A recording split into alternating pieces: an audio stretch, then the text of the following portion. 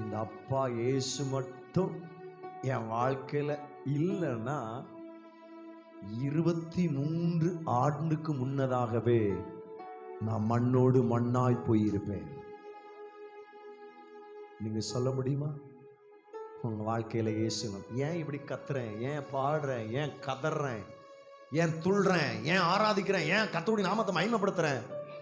இந்த ஜீவன் போன ஜீவனையா, இன்னைக்கு போன ஜீவன் வச்சிருக்கிறாரு. இந்த ஜீவன் இயேசு கொடுத்தது, இயேசு கொடுத்த ஜீவன். அதனால பாடுவேன், துள்ளுவேன், கத்துவேன், கர்த்தருடைய நாமத்தை உயர்த்துவேன். என்னை மாதிரி நீங்களும் சொல்ல முடியும்.